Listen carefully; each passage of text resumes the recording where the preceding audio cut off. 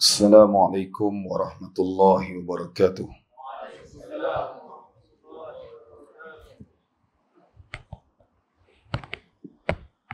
Bismillahirrahmanirrahim. Alhamdulillahilladzi hadana ala asraril ma'rifah. Segala puji bagi Allah yang berikan petunjuk kepada kita di atas segala rahsia ma'rifah. Wa kashafa lana hijabal basyariyah. Dan segala puji bagi Allah yang membuka hijab bagi hamba yang dalam perjalanan ma'rifah. Wa dallana sabilal istiqamah. Dan segala puji bagi Allah yang berikan petunjuk kepada kita di atas jalan istiqamah. Wa wasala alaina tariqata Rasulillah sallallahu alaihi wasallam.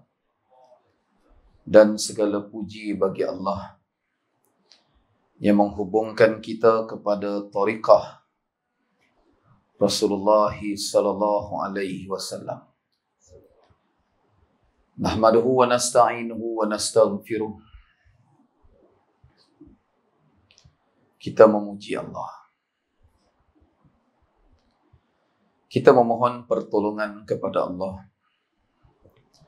Kita memohon pengampunan kepada Allah. Wa na'udzu bihi min syururi anfusina. Kita mohon perlindungan kepada Allah daripada segala kejahatan diri dan nafsu kita. Wa min sayyiati a'malina, dan kita mohon perlindungan kepada Allah daripada segala keburukan amalan kita. May yahdihillahu fala mudhillalah. Barang siapa yang memilih jalan hidayah, dia tidak akan sesat. Wa may yudlil fala hadiyalah, dan barang siapa yang memilih jalan yang sesat, dia tidak akan mendapat hidayah Allah. Asyhadu an la ilaha illallah wahdahu la syarikalah. Wa asyhadu anna Muhammadan abduhu wa rasuluh. Allahumma salli wa sallim wa barik ala Sayyidina Muhammad wa ala ali Sayyidina Muhammad. Ilahi anta maqsudi wa ridhaka matlubi wa a'tini mahabbataka wa ma'rifatak. Ila hadratin Nabil Mustafa Rasulillahi sallallahu alaihi wasallam bisiril Fatihah. A'udzu billahi minasyaitonir rajim. Bismillahirrahmanirrahim. Alhamdulillahi rabbil alamin arrahmanir rahim maliki yaumiddin. Iyyaka na'budu wa iyyaka nasta'in. Ihdinas siratal mustaqim siratal ladzina an'amta 'alaihim ghairil maghdubi 'alaihim waladdallin. Amin. Wa qala Allah Ta'ala fi kitabihil aziz. Ba'da a'udzu billahi minasyaitonir rajim. Ya ayyuhalladzina amanu kutiba 'alaikumus shiyam kama kutiba 'alal ladzina min qablikum la'allakum tattaqun. Shadaqallahul azim. Firman Allah Subhanahu wa taala di dalam Suratul Baqarah ayat 183. Wahai orang-orang yang beriman, difardukan kepada kamu ibadah puasa. Maknanya diwajibkan kepada kamu ibadah puasa. Sebagaimana difardukan, yakni diwajibkan kepada umat-umat yang terdahulu sebelum kamu. Mudah-mudahan dengan puasa itu kamu akan menjadi manusia yang sangat takut kepada Allah Subhanahu wa taala. Yang saya muliakan pengurusi Masjidul Ula, Kampung Singkir Darat. Orang sini sebut Singkir Darat. Ian Kedah. Betul. Para alim ulama, tuan-tuan guru, para asatizah, tuan-tuan imam, pimpinan-pimpinan masyarakat, seluruh ahli dan kuasa masjid, para muazzin, tuk-tuk siap,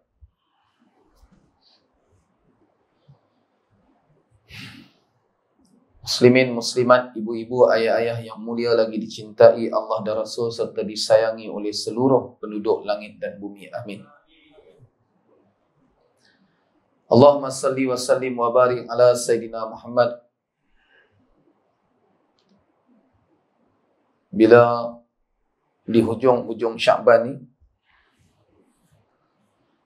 ada orang yang dia dah mula rasa tak sabar sangat nak tunggu Ramadan. Dia merindui suasana Ramadan.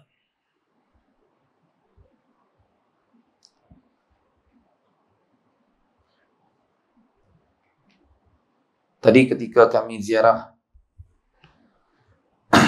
beberapa tuk-tuk guru pondok daripada pagi sampai petang, sampai balik kat Merbuk tadi 6:30. Hai, saya ni nampak bantai ni. Letih amat. Tapi sebab nak jumpa tuk-tuk guru pondok, kami ziarah pagi tadi, kami ziarah Tuan Guru Syekh Izzuddin, terkenal dengan gelaran panjang Izzuddin Hafizahullah Ta'ala wa ahlah. Amin. Mengambil beberapa istifadah ilmu daripada beliau. Daripada rumah panjang Izzuddin kami di Pendang, kami bergerak terus kawasan Pendang juga, menziarahi madrasah dan pengasasnya iaitu Datuk Seri Rosli, Madrasah Tahfiz Madinatul Ilmi di Pendang. Daripada madrasah tu kami terus ke Darsa, Darus Sajidin, ziarahi Syekh Zainul Asri. Kemudian daripada Darsa ke Bukit Naga. Ni tok guru yang dah lama sungguh saya berhajat nak jumpa. Yang menjadi murid, sebab apa? Sebab beliau murid kepada ulama Masjidil Haram, yang maknanya muridnya masih hidup. Itu murid kepada Syekh Abdul Qadir Al-Mandili. Syekh Abdul Qadir Mandili rahimahullahu ta'ala, kitab yang terkenal di Malaysia itu kitab Penawar Bagi Hati. Itulah kami ziarah muridnya, iaitu Tuan Guru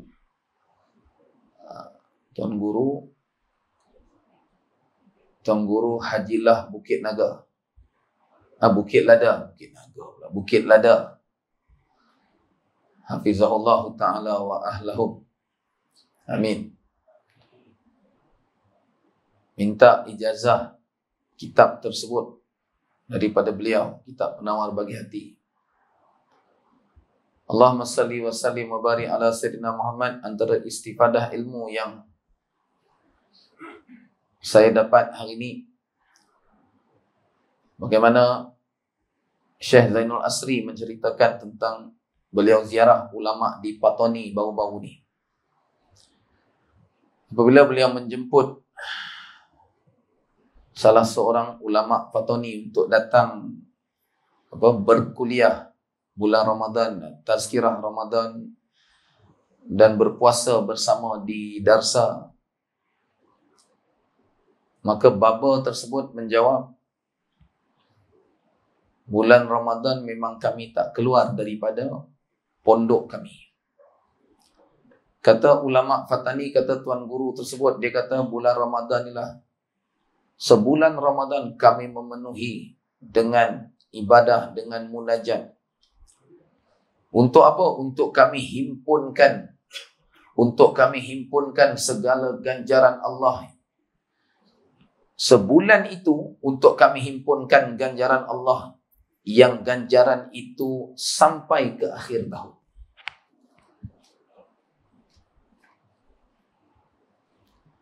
Allahumma salli wa sallim wa barik ala Sayyidina Muhammad. Ni antara golongan para ulama yang tidak sabar-sabar menunggu datangnya Ramadan. Ada orang yang dia risau, susah hati bila datang Ramadan. Sebab dah 13 doktor dia cari yang sanggup keluar surat gastrik, tapi tak ada seorang pun nak bagi. Kan? Doktor tu kata 30 tahun dah muka hang, tiap-tiap tahun aku bagi surat gastrik. Orang macam ni dia akan hidup dengan penuh penyesalan. Jadi ayah-ayah terutamanya,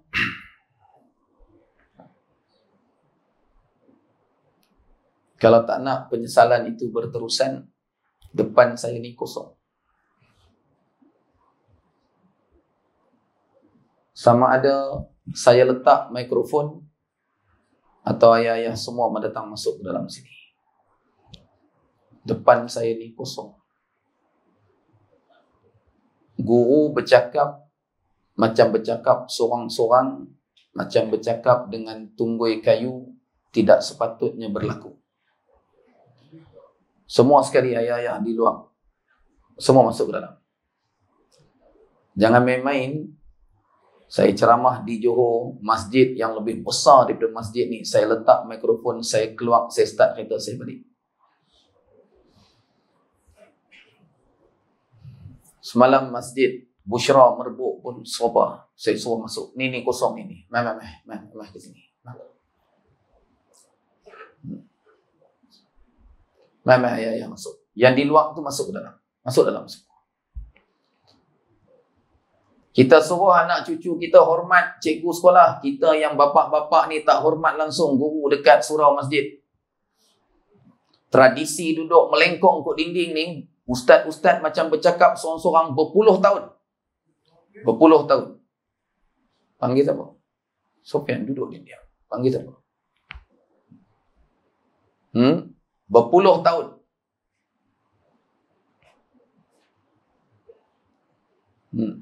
Orang perempuan duduk diam-diam belakang. Jangan duk panggil orang perempuan datang ke depan buat apa? Dia tak ada kerja ke apa? Panggil orang jantan, sibuk orang perempuan tu apa?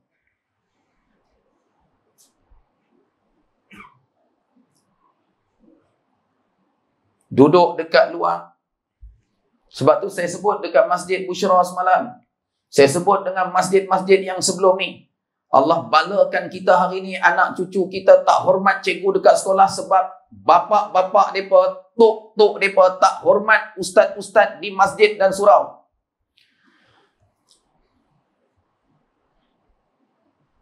Adab menuntut ilmu. Adab menuntut ilmu ni Rasulullah SAW sangat serius. Perintahkan sahabat duduk depan. Hadis sahih Bukhari dan Muslim. Duduk depan guru ni bukan pendapat ulama, bukan ulama mereka.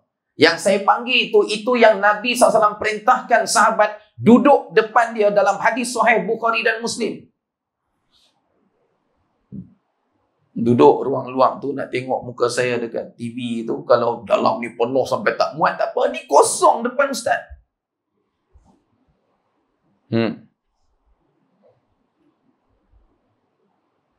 Pergilah tanya masjid surau mana pun. Ada tak ustaz lain berani buat lagu ni? Tak ada. Saya dah kat Malaysia, saya seorang. Kan? Pasal apa? Saya nak ayah-ayah, saya nak kalian sedar bahawa kalian yang duduk di bawah ni semua namanya murid. Setuju? Setuju. Supaya kita ni sedar diri, kita ni namanya murid, melainkan kalau saya panggil buat bodoh, buat kering, balik. Pasal hang memang tak mau jadi murid, hang memang tak mau mengaji, balik. Senang kan? Pasal apa? Hak yang nak jaga adab, nak duduk dengan disiplin ilmu, yang boleh taat pada guru bila guru panggil duduk depan, itu mereka yang bergelar murid. Betul? Datang majlis ilmu, bawa main sekali sombong. Dia masuk majlis ilmu, dia bawa sombong sekali. Pasal apa? Hang Tun, Tan Sri, Datuk Sri, Datuk ni. Ni depan saya ni. Pakai rida hijau ni. Datuk Firdaus ni. Datuk duduk depan elok. Nampak muda lagi Datuk. Elok duduk depan.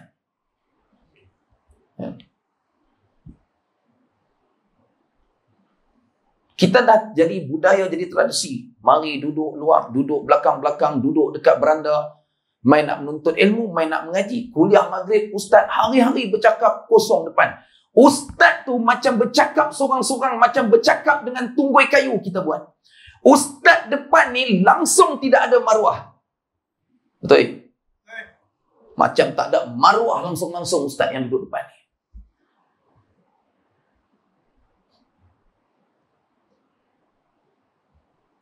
Saya bukan jenis ustaz yang kalau orang tak panggil main ceramah tak masyuk. Saya bukan jenis tu. Banyak kuliah ustaz masyuk nampak kepala otak. Ya. Sebab saya datang percuma. Orang masjid ni yang tak tahu, saya nak bagi tahu. Saya datang dari Ipoh, ceramah ni percuma, tak dibayar. Itu syarat yang saya bagi kepada masjid-masjid surau-surau seluruh Malaysia. Sampai jabatan-jabatan kerajaan, tempat swasta pun saya bagi syarat yang sama. Sebab apa? Bila kalau disuruh saya sampaikan ilmu agama. Syarat apa? Nombor 1, tak boleh bayar. Syarat nak jemput saya, nak saya setuju hadir, nombor 1, tak boleh bayar ceramah saya. Senang kan? Senang. Pernah masuk TV Hijrah kot, pernah masuk TV 3 kot, pernah masuk TV 9 kot. Patut saya mai. Personality TV. Kan?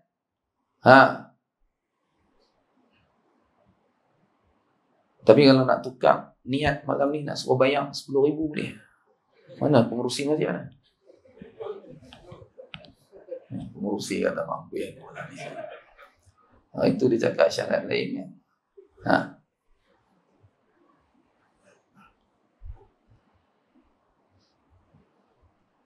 Ada orang cerita dekat saya, ustaz. Hari tu kami terkejut sungguh, dia kata. Kami jemput satu ustaz tu mai jauh jugalah kuliah subuh. Masjid ni, masjid besar. Yang cerita dekat saya tu bendahari masjid. Yang cerita dekat saya tu setiausaha masjid. Dia kata, ustaz, habis kuliah subuh tu, tak apalah orang pakat balik, semua balik. Ustaz tahu tak? Saya mari Zohor tu, ustaz tu duduk ada lagi dekat masjid kami. Saya terus teringat, dia kata, mereka ni tadi bendahari bagi sampul tak dekat ustaz tu, dia kata. Dia telefon bendahari. Tadi ustaz tu kuliah subuh, hang bagi tak sampul bayaran ceramah dia? Allah, bendahari kata lupa. Patut hantar dak lah ni sampai Zohor, ustaz tu duduk situ lagi kat masjid tak balik.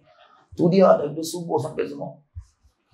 Tu dia ustaz, kerana duit ustaz, kerana sampul ustaz, sanggup tunggu sampai Zohor macam ni ke orang mengajar agama. Saya jawab dekat setiausaha tu, kepala otak hang, saya kata.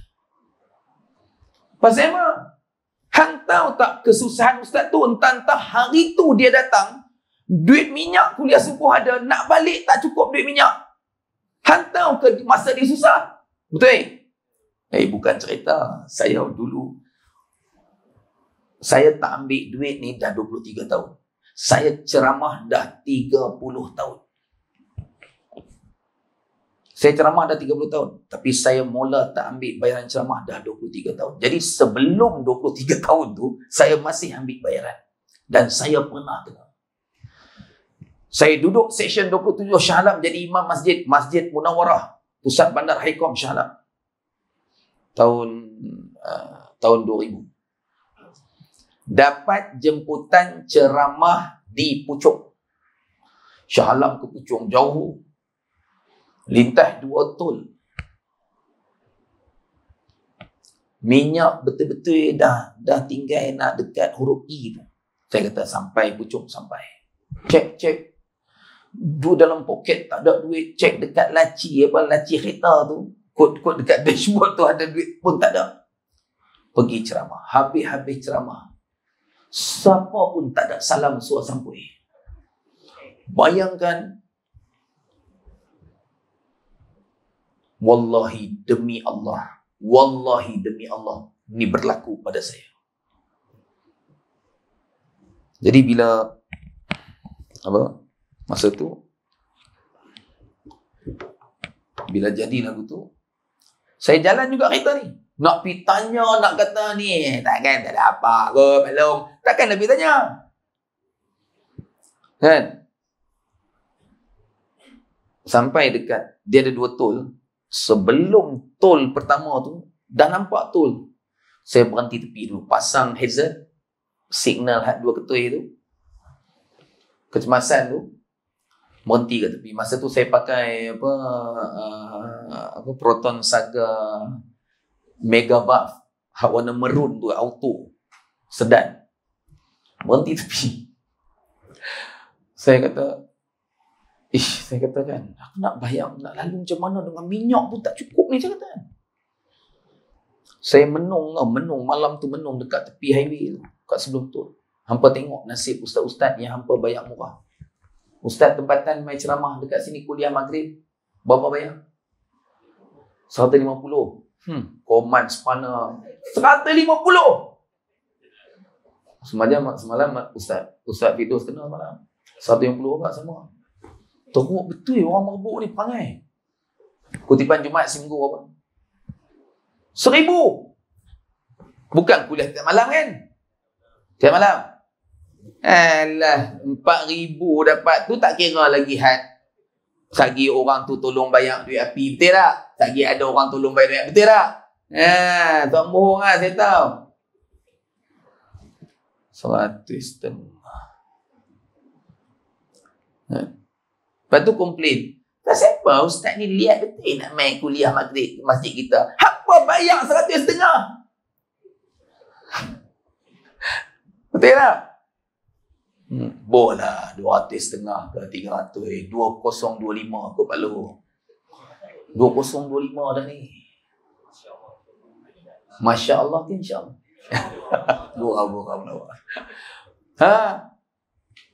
Minta sponsor ni, Datuk ni ada tu, banci tu, Tokyo Homestay tu, banci Nurul Ikan Bakar tu. Jubah kelabu. Ni semua ni orang kaya bersandang kat tiang. Ni lagi kaya. Ustaz Arif. Jadi saya menung masa tu, saya kata kena nekat lah. Aku kena buat muka tak malu juga, saya kata. Saya keluar kereta. Saya nampak satu motor. Tiba-tiba dari jauh ada satu hamba Allah suruh motor minyak habis. Saya dia mari, saya tunggu dia sampai dekat. Saya kata, Assalamualaikum bang, boleh tak? Saya nak RM10.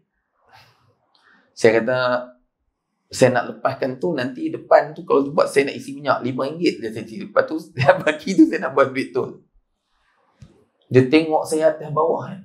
Saya kata memang saya tak ada duit. Lepas tu dia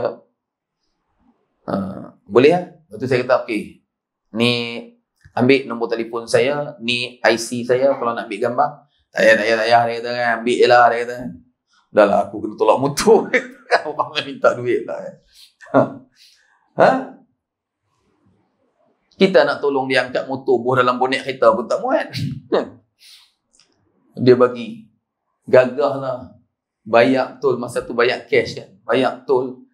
Lepas tu, ada stesen minyak dekat tepi highway tu, pergi isi. Isi pun, masa tu, dia zaman tu dia bukan macam lah. Dulu, kita isyarat je dari jauh. Penuh. Gaya konon minta penuh. Tapi nak habak bagi RM5 malu. Kereta Proton kan. Lepas tu, budak tu pun buka, kita pun isi. Memang saja isi RM5. Lepas tu habak dia, Allah dah penuh rupanya, meter minyak rosak kan. Punya malu nak habak, memang nak isi RM5.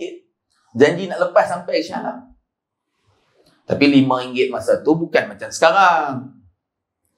Masa tu minyak berapa dah, RM1.8, lebih kurang rasa tak ada masa tu kan.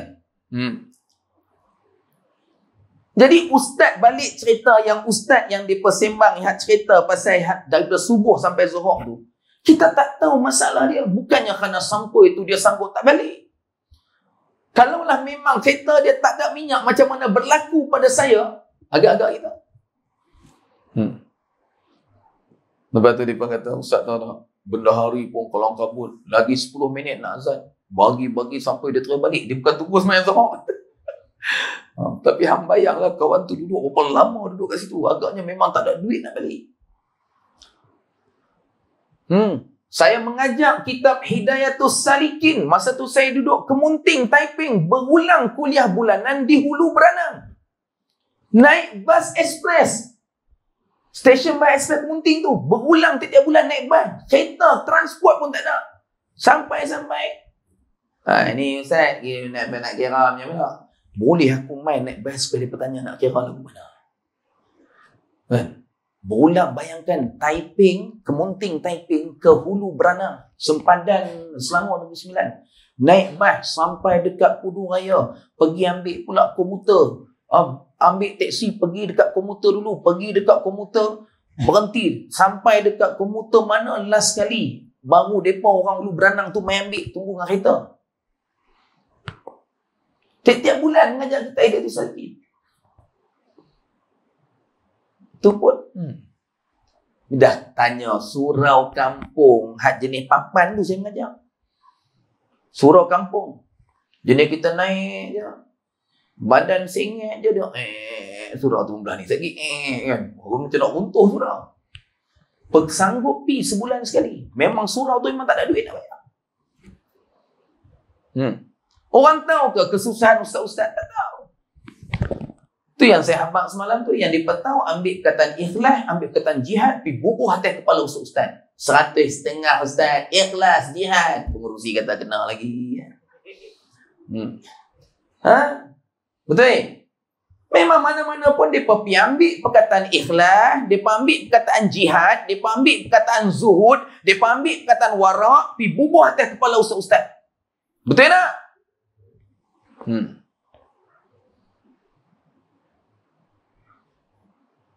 Jadi hak jenis nak murah, jenis kalau boleh free, hampalah penunggang agama sebenar. Hampa tu bukan hampa orang sini. Nak abang hampa tu hampa hak jenis hal tu lah. Faham tak ni? Allahumma salli wa sallim wa barik ala sayyidina Muhammad. Inilah nasib agama. Kan? Lagi boleh tonggang-tonggang. Pasal apa? Kita nak ilmu, kita nak apa pun, kita nak kalau boleh. Tapi tengok. Hak duduk depan ustaz-ustaz lagu mana? Tu yang saya kata, satu Malaysia melengkong kot dinding, duduk luak-luak, duduk belakang-belakang. Ustaz macam bercakap dengan tunggui kayu. Depan ustaz kosong.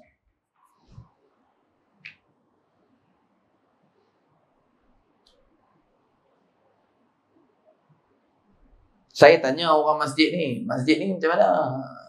Kalau mengaji duduk depan, payah ustaz, sampai pecah mikrofon, tukar PA sistem, ganti lain, panggil main duduk depan, tak main-main.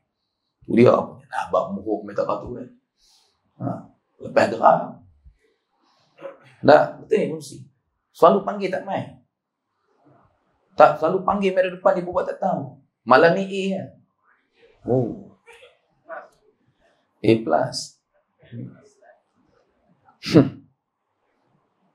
Allahumma salli wa sallim wa barik ala sayyidina. Sebab tu bila saya datang, saya habaq kat masjid-masjid, saya datang tak dibayar.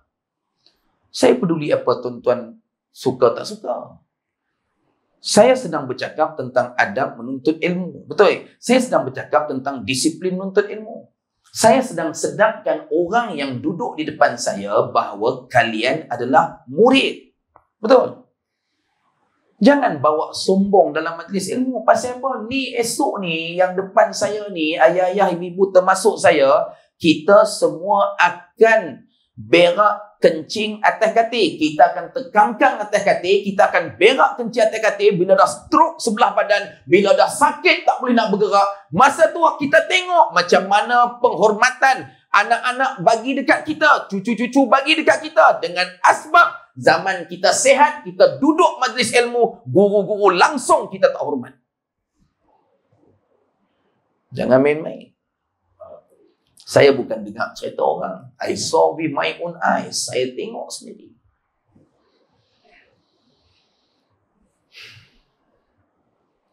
Anak mai abang, Pak, nak mengaji tahfiz. Kawan-kawan dah banyak masuk tahfiz, masuk pondok. Han jangan mengarut. Han jangan mengarut. Tahfiz mana ada masa depan. Tak bagi. Azan dulu. Bismillahirrahmanirrahim. Ayah ibu yang mulia, Allahumma salli wa sallim wa barik ala sayyidina Muhammad. Jadi cerita pasal anak tadi. Kita takut nak bagi anak kita mengaji pondok, mengaji madrasah daripada dulu sampai sekarang. Sebab tak ada akademik, tak ada SPM, takut tak ada masa depan.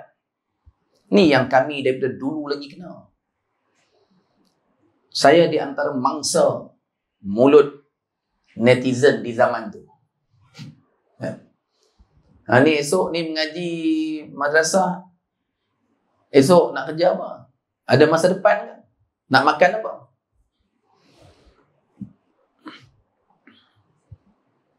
Tapi bila kami dah berjaya, ada di antara kami yang letak ceramah lepas maghrib sejam 10,000.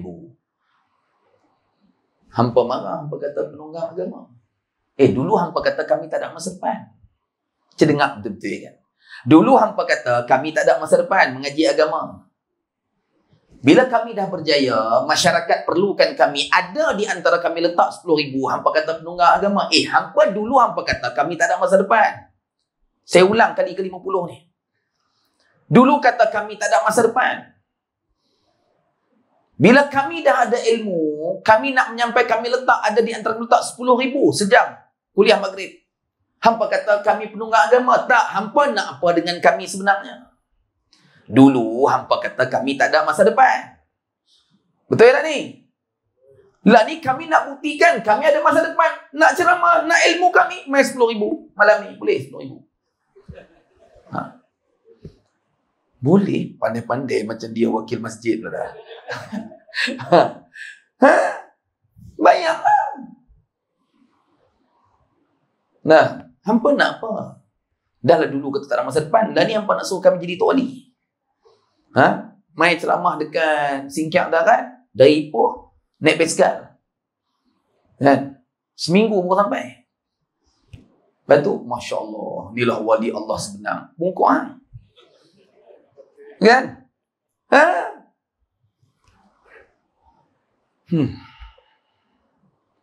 Saya walaupun saya tak ambil bayaran, saya sokong ustaz-ustaz yang bubuh harga mahal pada ceramah dia. Biar padan muka. Siapa yang mengatakan kami tak ada masa depan dulu? Siapa dekat sini berani jujur malam ni dia antara orang yang pernah fikir lagu tu? Angkat tangan.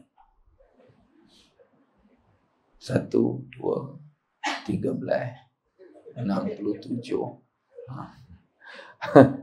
Tobat tak mengaku kan? Jadi si anak ni mintalah dekat pak dia, Pak, nak mengaji pondok, nak masuk madrasah, hantu sah mengarut. Pergi mengaji pondok tu, mana ada masa depan? Memang mentaliti, ada segelintir masyarakat kita, bukan semua, segelintir yang mentaliti dia, kepala otak dia, dia cukup risau kalau anak dia pandai Quran tapi tak ada akademik. Memang dia risau walaupun anak dia pandai Quran. Tapi dia tak risau kalau anak dia pandai akademik tapi buta Al-Quran. Dia tak risau. Akhirnya jadi lagu mana? Jadi lagu yang tu adalah ni ya. Mengaji duk luar-luar, duk belakang-belakang. Kata sikit, ustaz cengih sikit macam malam ni terus cabut balik. Pergi pancit tayar kereta ustaz. Tu nak pancit kereta saya tu yang Alfan tu. Betul. Sebab saya tumpang kereta banci. Bukan kereta saya, apilah pancit kereta dia.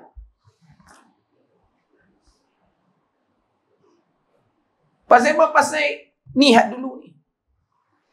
Lepas tu bila dia dah habaq lagu tu dekat anak dia, hantuk saduk mengarut. Ayah yang katok hang nak mengaji lagu mana? Dihilangkan minat anak tu terhadap Al-Quran. Tu 7 anak, bangga dia pergi habaq satu kampung dia canang. Satu kampung singkap darat dekat Afrika ni. Bukan singkap darat sini ya, dekat Afrika. Dia canang, dia kata apa? Oh, 7 anak aku, 7 masuk asrama penuh kerajaan. Bangga. Lepas tu anak dia berjaya, alhamdulillah berjaya. Anak tu pula daripada asrama penuh pergi masuk universiti. Lagi sekali, dia pergi canang satu kampung. Kali kedua, pergi habaq mengata kedai kopi. 7 anak aku semua masuk universiti. Anak pula habis universiti. 7 kerja elok-elok semua. Ada yang jadi lawyer, ada yang jadi cikgu, ada yang jadi pensyarah, ada macam-macam. Kali ketiga, dia canang satu kampung. Kata anak aku semua kerja hebat-hebat.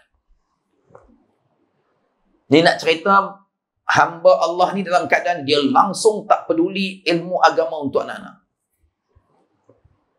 Tak salah nak jadi jawatan-jawatan tu, tak salah.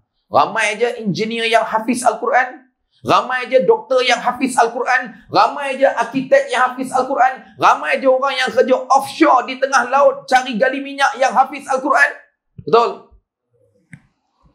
Kita bukan larang tak, tapi nak cerita di saat hang jenis manusia lagu ni yang dia nampak ilmu dunia tu yang bagi masa depan, ilmu akhirat ni hang jangan mengarut dia kata. Esok anak makan apa? Akhirnya bapak tu satu hari kena stroke, mati sebelah badan.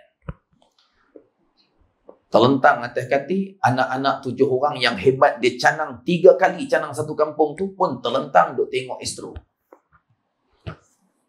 Berak kencing atas kaki, tak ada seorang pun nak basuh. Siap merampuh lagi. Maki hamun pak ni, pengotok, busuk. Berhari-hari berak atas kaki tu dia nak bergerak tak boleh. Akhirnya jiran bau busuk datang mai ke rumah, tengok-tengok jiran ni, ambil cari sarung tangan plastik, angkat tolong cuci. Ayak mata tu merambu-rambu ni.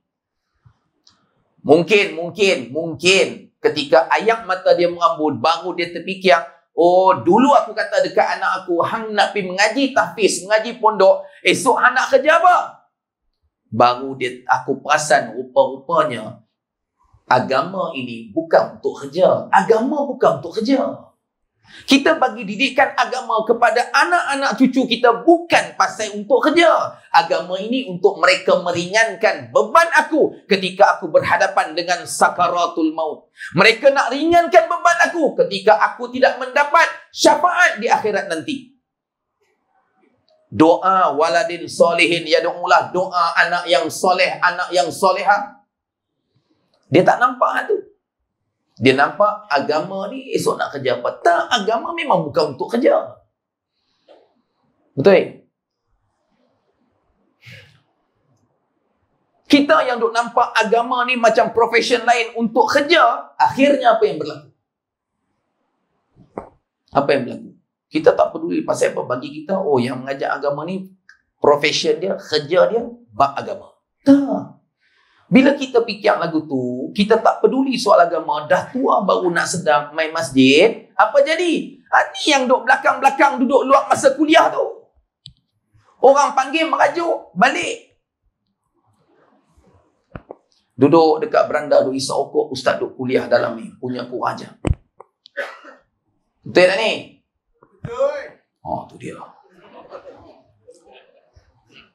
Tu apa boleh insaf ke apa? Gurau. Allahumma salli wa sallim wa barik ala sayyidina Muhammad.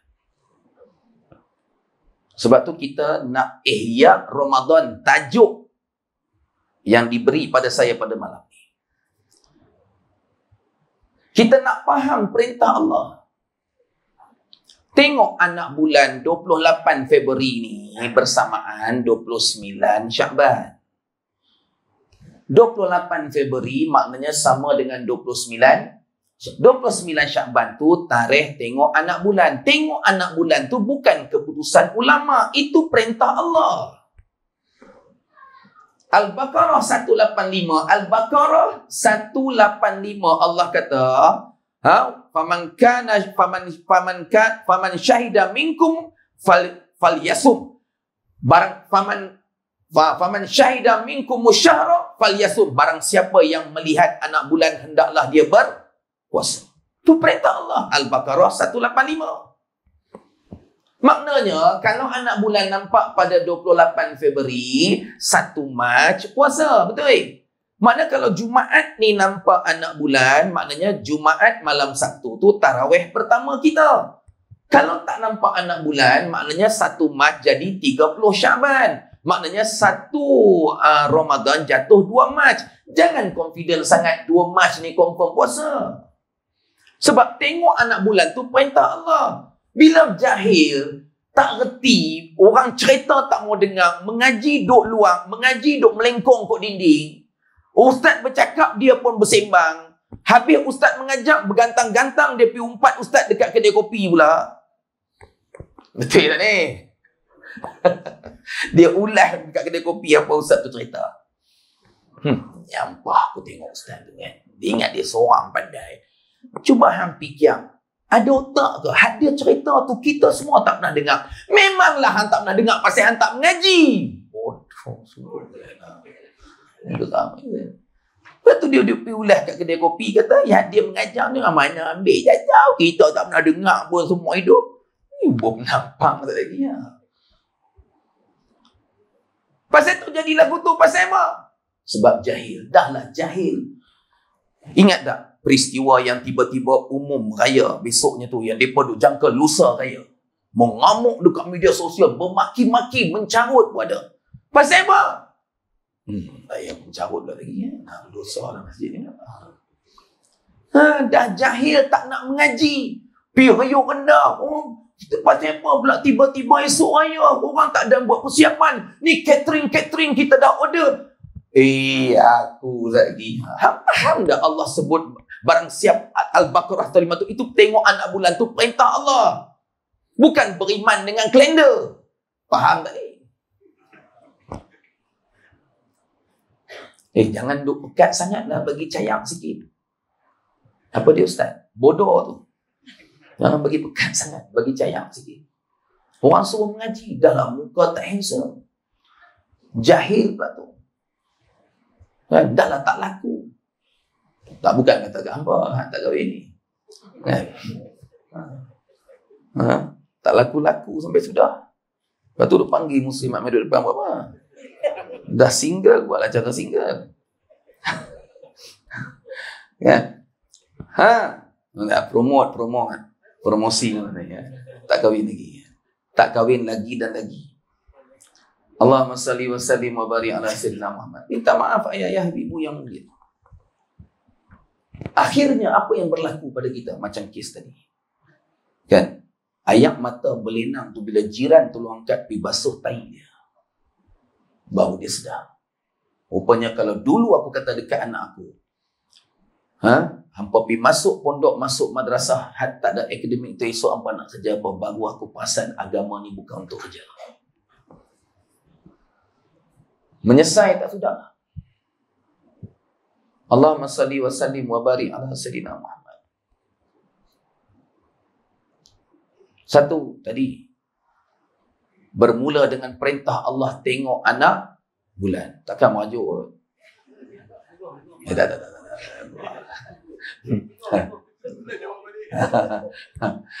Kan? Yang kedua apa dia? Maha baik Allah. Allah perintahkan kita melalui baginda Rasulullah SAW dengan apa? Dengan ibadah yang namanya sahur. Baiknya Tuhan nak umpan hamba dia solat malam, dia umpan dengan makan namanya sahur. Saja-saja nak bangkit semayang malam, payah. Saya pun sama. Tapi bila kena umpan dengan makan, pasal lepas start subuh, masuk azan subuh tu dah tak boleh makan. Gagah bangkit. Siap bagi warning dekat bini. Hang tak gerak aku malam ni, hang siap. Hang jangan sampai aku kahwin nombor 2, hang boleh gerak aku.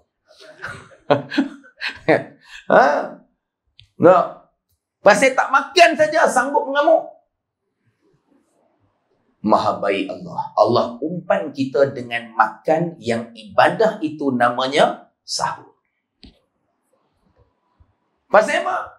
Nak suruh kita sujud. Allah ruginya yang dah bangun sahur, dah bangun makan, tiba-tiba tak nak sujud kepada Allah. Sebab tu bangun-bangun, jangan pi makan dulu. Bangun-bangun, masuk bilik ayam, bersih diri, ambil wuduk, solat 2 rakaat tahajud, 1 rakaat witir. Jadilah level solat malam paling malas di atas muka bumi dan alam cakrawala ni. Kan? 2 rakaat tahajud, 1 rakaat witir. Jadilah peringkat awal nak latih diri sebelum rajin sembahyang banyak-banyak rakaat. Dia kata tahu dia. Terawih semalam pun penat tak hilang lagi. Tu dia, terawih semalam penat tak hilang lagi. Macam teruk sangat semalam terawih. Macam buat kerja kontrak tu. Dia punya penat. Rugi. Bangun-bangun nak sahur tu, ibu-ibu bangun tak gerak bangkit tak gerak bangkit suami, tak gerak bangkit anak-anak. Jangan pergi dapur dulu, bersih diri, ambil wuduk, semayang tahajud 2 rakaat, witir 1, pi masak. Boleh sejam masak kumpang sampai sudah semayang tak ada. Ruginya ya Allah. Hukuman terberat untuk saya. Hukuman terberat yang Allah bagi untuk saya. Hukuman terberat yang Allah bagi kepada ayah-ayah, ibu-ibu. Kita semua, apa dia? Apa dia? Hukuman terberat dalam hidup kita yang Allah bagi dekat kita di saat dia tak sudi nak bertemu dengan kita di tengah malam.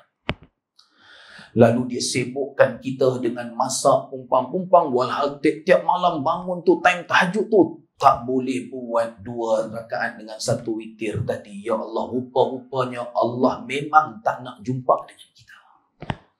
Inilah hukuman terberat yang Allah bagi dekat kita. Ingat ibu-ibu, jangan dah lepas ni nak terus pergi masak, bersih diri apa semua, ambil wuduk, 2 rakaat, 1 witir. Senang kan? 3 rakaat. Ustaz, bacaan dia. Baca kuliah rakaat pertama, lepas Fatihah, Qul Wallah, lepas Fatihah rakaat kedua. Allah Ustaz, pendek lagi.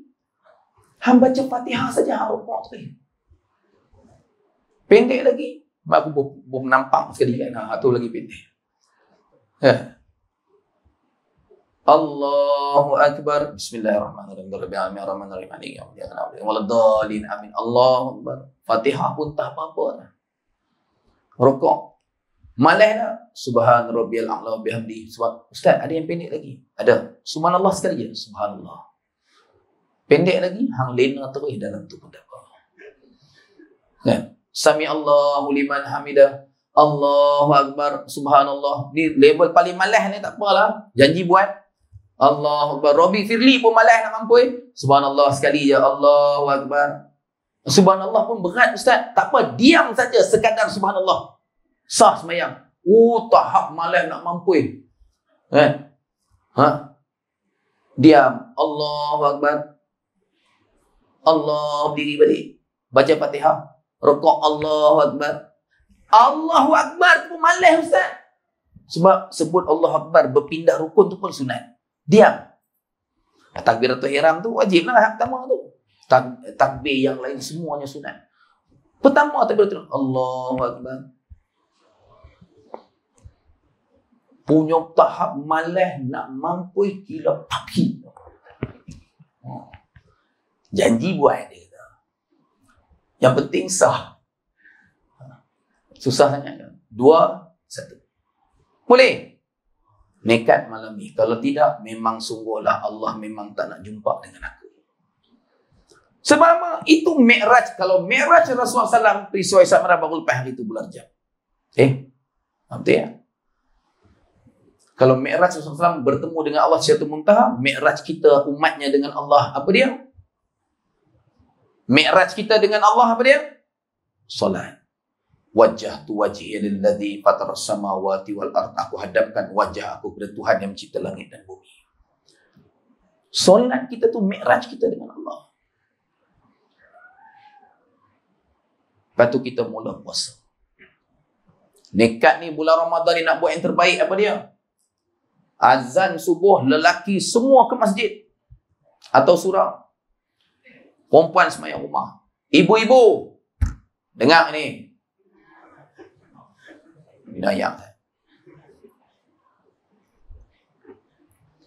Halau orang jantan di rumah kita, rumah kita pula, rumah hampa tu, halau semua pergi masjid subuh. Lepas sahur, suruh mereka siap, hampa pergi masjid, pergi surau. Sebab apa? Abang dekat mereka, abang dekat suami bang, abang kena ingat, suami yang solat di rumah adalah suami yang solehah.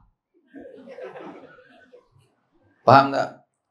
Pasal suami soleh, masjid atau surau. Suami solehah, rumah. Abang pilih. Sebelum saya pakai kopiah abang, saya pergi masjid, abang pakai telekung duduk rumah, abang pilih nak yang mana? Halau dia buat keluar. Boleh tak ibu-ibu?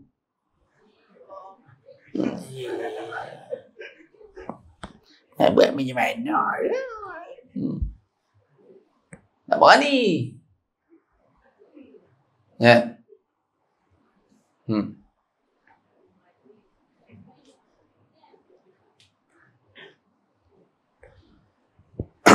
Nekat dah kali ni.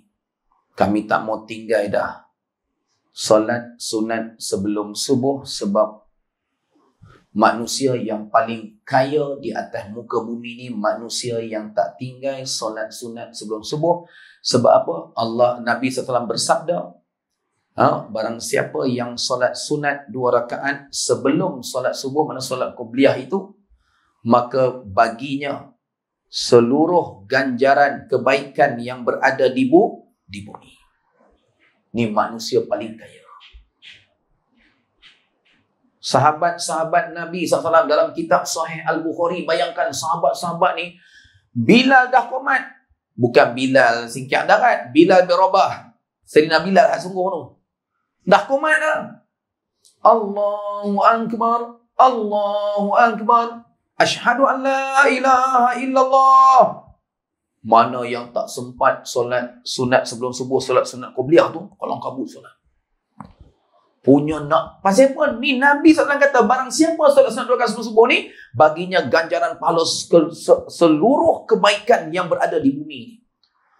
Habis-habis Nabi solat fardu subuh, Nabi kata, ada di antara kamu sahabat aku yang pagi ini, subuh ini, solat subuh 4 rakaat. Hadis tu Nabi perli. Apa dia? Ada yang orang dah komat, dia masih sibuk nak solat 2 rakaat sebelum subuh. Itu maksud Nabi, ada di antara kamu pada subuh ini yang solat subuhnya 4 rakaat. Pasal apa? Nabi nak bagi tahu kalau orang dah komat, jangan nak kejap lagi solat subuh qobliyah tu. Solat qobliyah subuh tu, jangan duk sibuk lagi nak buat. Itu maksud hadis Sahih Bukhari tu. Lalu sahabat pun dah tak buat pangai lagu tu.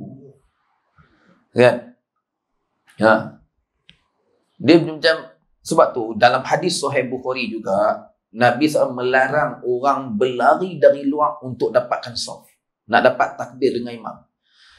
Hukum berlari dalam kaedah fiqh, hukum kita berlari pasal masa nak dapatkan, nak kejap ni, imam tak rokok lagi, imam baru baca, walam lam yalid walam yulad. Dia kata, dan lagi ni rokok ni boleh dapat ni, walam dia lari. Kan? Walam yakul lahu kufuwan ahad. Kan? Bayangkan daripada pintu tu, dia terus rokok itu sampai bergerak. Menyondoi tu. Terang saya pernah tengok orang Arab buat. Dia Allah, dia daripada jauh lagi, tak masuk sol lagi, dia Allah sambil berjalan. Aku kata dia ni betul ya. Punya nak dapat kejap rakaatnya besar. Sebab tu jangan minum ketum sebelum sembahyang. Faham tak ni?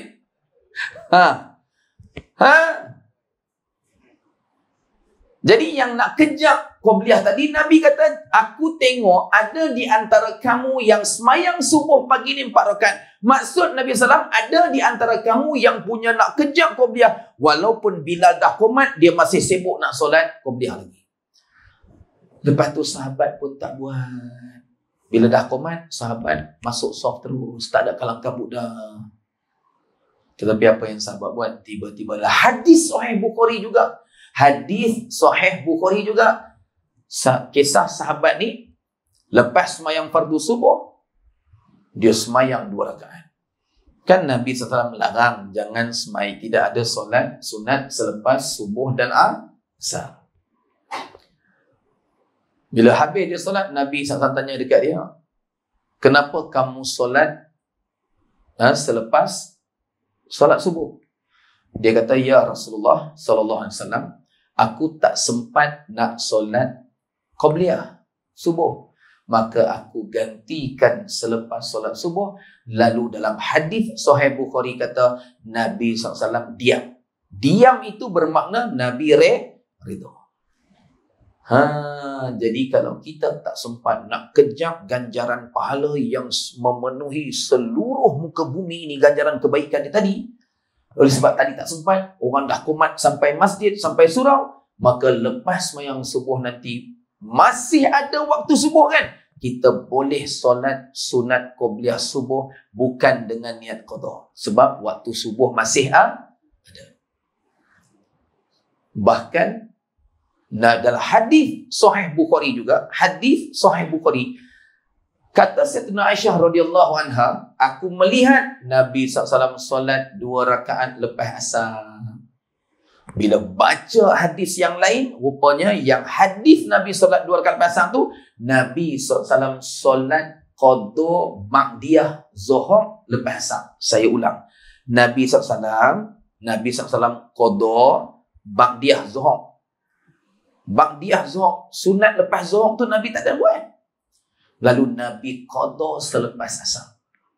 Pasal apa? Dalam peristiwa tersebut, lepas semayang fardu zuhur, lepas wirid apa semua, sahabat-sahabat mula datang berkerumun dekat Nabi SAW, bertanyakan masalah agama.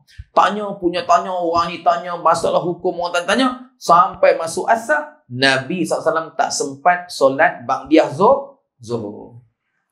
Maka selepas solat asar, Nabi qada ba'diyah zuhurnya selepas asar. Nampak macam mana Rasulullah SAW punya jaga solat qobliyah ba'diyah yang kita hari ni tak peduli. Azam ni, Ramadan ni, subuh, qobliyah subuh, qobliyah zuhur, ba'diyah zuhur, qobliyah asar, qobliyah maghrib, ba'diyah maghrib, qobliyah isya, ba'diyah isya. Aku nak jaga lepas ni. Ni Sadi sebelum qomat ni, walaupun dah azan tadi ni, kalau boleh kami semua minta nak solat sunat qobliyah dulu, isyak baru qomat. Azan ni, boleh? Boleh. Ayah ibu yang mulia. Ni yang kita kata bau Ramadan semakin kuat menyucuk hidung kita. Bukan bau kari. Faham tak? Malam ni ada makan. Untuk semua. Untuk penceramah saja. Untuk semua. Lain kali buat untuk penceramah saja. Mereka ni ikhlas semua. Wang hajam Ustaz. Allahumma salli wa sallim wa barik ala Sayyidina Muhammad. Ingat, 250 paling kurang. Kuliah maghrib. Ustaz tempatan. Ni kalau ada ustaz tempatan tengok ni, video ni lepas ni, tak ada komisen kat saya siap. Tu dia makan komisen orang. Tak payahlah pembarih sangat. Allahumma salli wa sallim barik ala Sayyidina Muhammad. Kita nak mulakan daripada pagi tu. Kalau hari kerja Ramadan ni aku nak azam, aku lepas siap je, lepas subuh dah tak ada nak buat apa. Dan aku nak baca Quran, sebanyak mungkin. Walaupun aku baca merangkak-rangkak. Walaupun baca, maka aku nak baca sebanyak mungkin. Ramadan ni kalau boleh aku nak belajar sungguh-sungguh Al-Quran bagi lancar. Pasal apa aku lancar Fatihah? Aku lancar Fatihah sebab aku baca hari-hari. Pasal apa aku tak lancar Al-Quran? Sebab Al-Quran aku tak baca hari-hari. Betul? Azam lepas ni. Habis lepas subuh tu dapat, ya Allah, merangkak. Dapat juga rupanya sebelum nak pergi kerja tu, dapat 2 muka surat, maknanya selai. Bawa satu Al-Quran spare, letak dekat pejabat. Lepas punch card, tak tahu nak buat apa, masa ada 15 minit lagi. Start sambung balik muka surat ketiga tadi. Baca, merangkak-rangkak, sampai 15 minit tu dapat satu muka. Jadilah. Masya Allah. Dia punya merangkak tu, dia manfaatkan setiap masa kosong dia daripada pejabat sampai ke rumah balik, sampai malam tu. Rupa-rupanya dia berjaya habiskan 1 juzuk. Seronok tak? Yang kita tak pernah buat sebelum ni. Ni yang ihya Ramadan, menghidupkan Ramadan. Ya Allah Ustaz, bukan setakat tu. Saya dah spare. Lepas asar ni, saya dah spare dah. Saya nak ambil masa setengah jam ke sejam untuk saya habiskan selawat saya 1000 kali sepanjang 30 hari Ramadan. Atau 29 hari Ramadan. Lepas asar tu nak habis 1000 selawat. Kalau ada yang buat amalan 300 pagi, istighfar 100, subhanallah, tasbih 100, selawat 100, petang pun 300, dia istiqomah jaga. Tapi nak habiskan kali ni ihya Ramadan ni selawat 1000 kali. Kan? Lepas asar tu dah spare dah masa tu. Memang buat jadual, sebulan buat jadual ni. Lepas asar selawat 1000 kali. Pergi tulis kat jadual. Nampak jadual tu depan mata, jangan jadual tu buah dalam kepala otak je, tak jadi nanti bohong. Kan? Ambil kepala kita, bubuh dekat mesin photostat tu, tekan print. Bagi jadual tu keluar. Faham tak? Tak boleh simpan otak, kena tulis jadual tu buat. Azam tahun ni aku tak mau tinggal 20 sebab aku tahu kemungkinan Ramadan ni Ramadan terakhir. Tadi Tuan Guru Panjang Izzuddin sebut dekat kami tadi apa dia? Kita ni bila nak tidur kena rasa itu hari last kita memang nak mati, sebab tu sunnah Nabi suruh tiap-tiap malam sebelum tidur tulis wasiat bubuh bawah bantai walaupun pendek. Tulis wasiat walaupun pendek, bubuh bawah bantai. Sunnah buat tiap-tiap malam tidur. Supaya apa? Supaya kita tahu malam tu adalah kemungkinan malam terakhir kita. Nabi SAW suruh tulis wasiat bubuh bawah bantai sebelum tidur tu. Pasal apa? Nak suruh kita ingat kepada kematian kita. Ni pesanan Panjang Izzuddin tadi. Masya Allah. Jadi kita kemungkinan Ramadan lah aku ni kan. Aku tak nak jadi macam Abdullah bin Ubay dan juga golongan munafik di zaman Nabi SAW. Mereka ni kalau semayang saja dalam keadaan merungut, penat dan letih. Kita kan selalu, pasal apa buat 8 tak nak buat 20. Dia kata letih, penat, tak larat. Ya, rupa-rupanya yang duk merungut, penat dan letih, yang duk rasa solat ini sujud kepada Allah yang penuh nikmat dan kelazatan itu, tapi sebaliknya dia rasa penat, rupanya golongan munafik. Azam kali ni. Masjid ni buat apa? Mujur dia berkata nasib baik ya. Kalau kita buat 8, mampu kita malam ni mau 10, 11 dia habis ceramah. Okay. Nekat ni nak habis kali ni.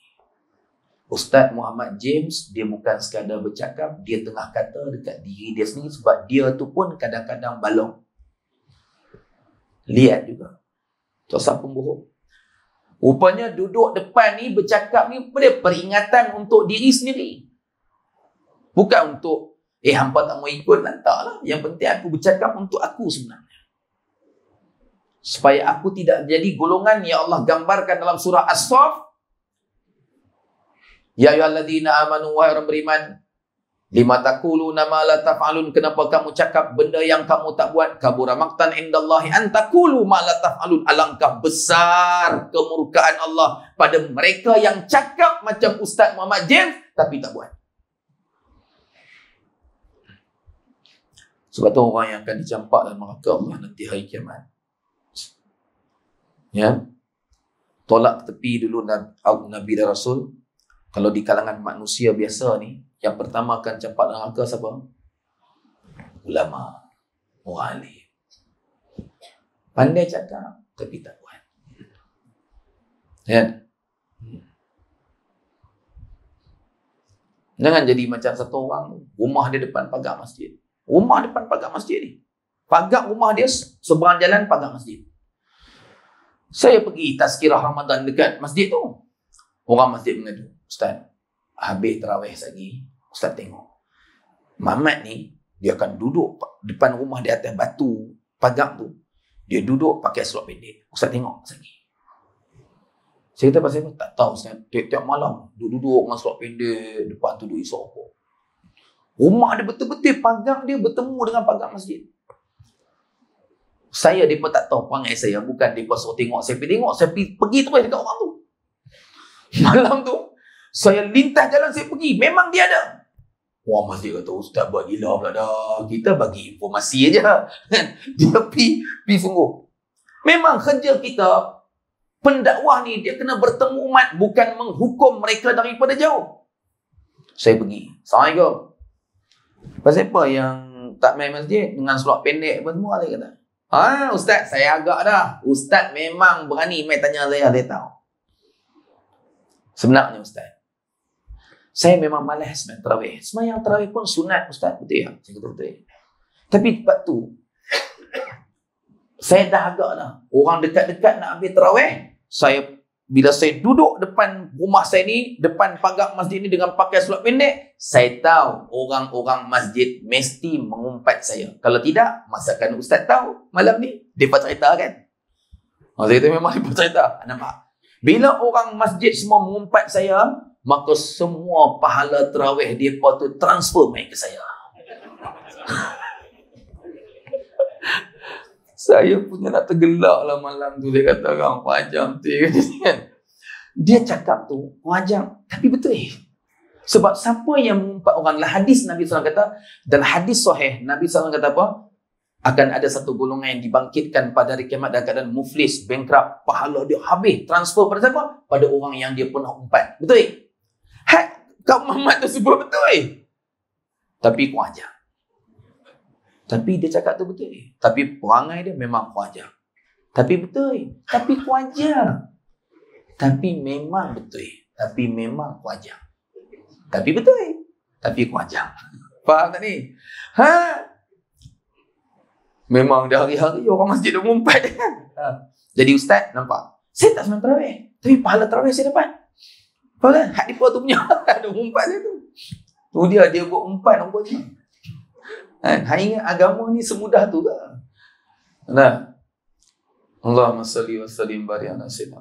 Ayah-ayah, ibu-ibu yang mulia. Kita nak kali ini nekat ni 23 tu lengkap. Dan tidak sunnah. Dengar ni. Tak sunnah ni selalu pun ibu-ibu selalu rajin buat. Apa dia? Orang perempuan, bukan orang perempuan sini lah. Apa dia? Tak apalah, nanti kami tak mau sembahyang witir lagi. Nanti pasal malam ni nak masak, nak bangun tahajud. Jadi kami nak buat witir masa tahajud nanti. Tak sunnah. Special, istimewa bulan Ramadan, sunnahnya witir selepas tarawih. Terus buat. Jelas. Kalau kami nak buat juga, boleh buat. Tapi tidak sunnah. Sunnahnya, tarawih, Nabi SAW terus witir. Nanti bangun tengah malam, buat tahajud, tak perlu buat witir lagi dah. Sebab Nabi SAW bersabda, tidak ada 2 witir pada satu malam. Mana bangun tahajud nanti, tak payah buat witir dah. Sebab witir dah buat. Sebab special bulan Ramadan sahaja sunnahnya witir lepas tarawih. Adapun bulan-bulan yang lain sunnah witir adalah penutup bagi segala solat sunat. Buat di tengah jelas. Sebab tu ada orang nak buat memang lepas isyak, bulan biasa macam sekarang kan. Lepas isyak dia terus buat. Pasal dia takut dia tak bangun, tak terbangun di waktu malam. Allahumma salli wa sallim wa barik ala sayyidina Muhammad. Ayah-ayah, ibu yang mulia. Nekat ke ni 20 rakaat boleh? Ayah-ayah, tak larat, lutut sakit, semayang duduk. Semayang sunat apa pun, termasuk sekejap lagi nak semayang sunat isyak, aku nak duduk daripada mula takbir sampai salam. Tak ada masalah walaupun sihat. Ingat, diharuskan duduk bagi orang sakit ketika solat fardu, tapi bagi solat sunat, walaupun sihat walafiat, boleh duduk bermula takbiratul ihram duduk sampai bagi salam. Faham tak ni? Cuba try kali ni kita buat perangai sikit. Daripada imam satu masjid semayang duduk semua tarawih. Sah tak? Saya ni cerita buat hukum. Tu sah cerita logik tak logik. Cerita buat hukum. Sah tak? Sah. Tapi orang tak buat. Orang kata ni mereka ni ngantuk imam dengan makmum semua minum ketum ni perkataan. Tak nak habaq cerita kami nak test, nak datangkan. Selalu ni kami macam ragu-ragu. Mai kami nak buat tarawih kali ni tak usah banyak, 4 rakaat aja kami nak duduk. Lepas tu rakaat kelima ke 6 kami berdiri macam biasa. Nak terus bayangkan melempah satu masjid semayang duduk. Punya nak test hari tu kan. Tapi hukum sah ke tak? Sah. Syarat dibenarkan duduk kalau sakit dalam bab solat fardu sahaja. Lepas tu pula dalam fardu kalau boleh berdiri, kena takbir berdiri dulu, betul? Baru boleh duduk. Sunat tak? Sunat daripada awal takbir duduk. Ataupun nak semayang sunat ni special dia. Bukan tekat duduk. Nak semayang baring. Saja-saja. Fardu nak baring kalau sakit. Sunat tak? Sunat walaupun hang sihat. Hang memang sihat. Hang bodybuilder angkat berat, hang memang sihat badan ketui, saja nak semayang sunat baring boleh. Mai tarawih daripada imam makmum semua baring. Sah ke tak? Sah. Nak bagi fikir ni sah. Cuma orang tak buat. Orang tahu ni geng ketuk. Gila satu masjid baring semua. Tak tahu sah kata gila, tak gila. Sah ke tak? Sah. Ni nama ilmu. Ilmu hak mengaji duduk depan ustaz, bukan duduk melengkong kat dinding, duduk belakang-belakang, duduk kat luar. Kena lagi dia berkata. Oh, gila orang mengaji. Mengaji, duduk, tongkat kaki tu tak kira melunjuk kaki ke ustaz. Melunjuk kalau ustaz pula angkat kaki letak atas meja ni macam mana? Pasal apa ustaz kau ajak angkat kaki letak atas meja? Oh, hang kau ajak melunjuk kat aku boleh? Baru adil tu. Sebab tu saya kuliah saya faham. Saya bagi tahu ayah-ayah orang tua-tua nak melunjuk boleh, jangan tala kat saya. Faham tak? Melunjuklah kalau lengur, tak ada masalah. Ni yang kata ilmu. Nak bila reti ilmu, bila faham ilmu, seronok tak? Seronok lah, baru tahu semayang berjemaah baring sunat boleh. Sunat tarawih boleh. Try buat. Bukan ni mursi. Baring semua. Mursi kata gila.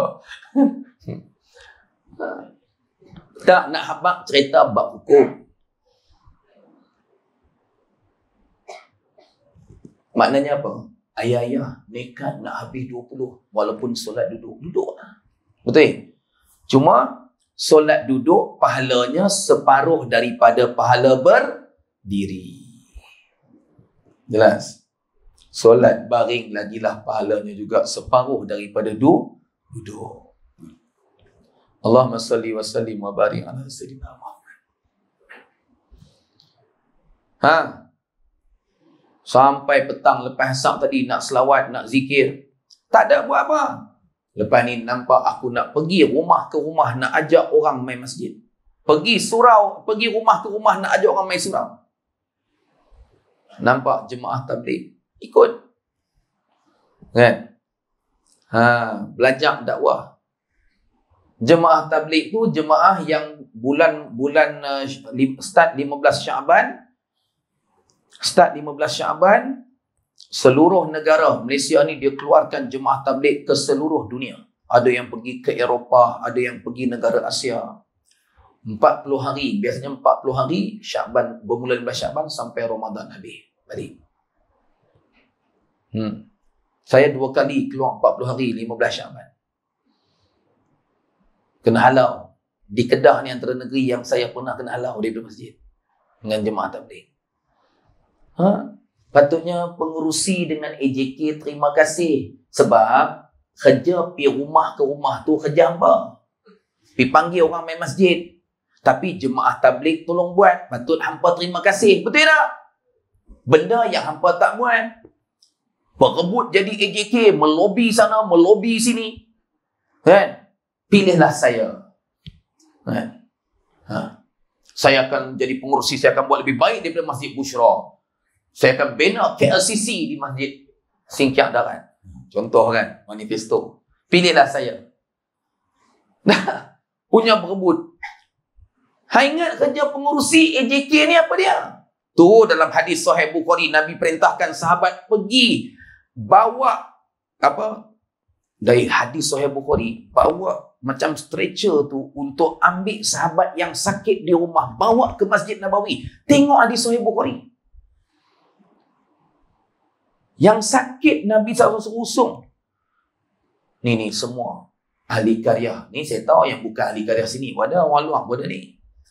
Tapi nak abang yang ahli karya sini, kena ingat, kerja pergi rumah ke rumah tu, kerja jawatan kuasa masjid dan ahli karya masjid. Orang tabligh tolong buat, betul? Patut kita terima kasih. Bila mereka mai ke masjid kita, bagi layanan VIP. Pasal apa? Mereka tolong buat kerja Nabi. Mereka tolong buat kerja AJK. Tolong buat kerja ahli karya. Yang kami ahli karya tak mampu nak buat. Pasal apa tak mampu nak buat? Pasal apa tak mampu? Yalah Ustaz, kami nak pergi bagi salam orang kampung kami kot. Dia tengok lah muka jebon. Dia kata, hang dulu pecah rumah dengan aku lah ni. Hang jadi pendakwah pula kan. Malu Ustaz. Kita dulu sama-sama jebon. Hang jangan acah-acah baik lah. Hang lah ni main rumah aku. Nak bagi ajak aku pergi masjid. Hang tak ingat. Kita berdua yang pecah tabung masjid dulu. Hang tak ingat. Ya, ada AJK masjid yang jumpa saya. Dia kata, Ustaz, kami AJK pakat nak belajar dakwah dengan jemaah tabligh. Ustaz boleh atok tak nak kami nak keluar 3 hari? Saya kata boleh. Tapi Ustaz, atok di kampung lain, jangan kampung kami. Saya tanya pasal apa? Tak boleh Ustaz. Muka ni semua muka jebon. Dia kata. Jadi malu Ustaz. Biarlah kami pergi kampung yang orang kampung tak kenal kami. Tak apa, saya kata saya atok. Sampai macam tu. Layan orang tabligh, tolong buat kerja kita yang kita orang kampung tak buat. Betul? Ni mari nampak muka orang tabligh buat cengih. Aku lah kena. Saya pergi masa tu, kami keluar dekat Lunah sekali. 40 hari bulan Syaban Ramadan, saya keluar sekali dekat Kuching. Yang dekat Lunah tu, pagi sampai Tok Siak dia datang. Main mana? Kami mata saya dari Perak, ni dari penanti semua. Beg kat belakang. Dia saya kata kan, cengih dari aku lagi. Kami dah letak beg belakang, sekali dia main lagi. Kau jangan pakai. Siapa nak bayar VIP? Saya kata, Mamat ni aku nampak kecil dah. Kita pula pandai barangnya. Kita dulu jenis tak erti bertengkar. Orang mulut lagu tu jet muka terus. Dulu lah zaman muda. Saya dulu hobi bertumbuk.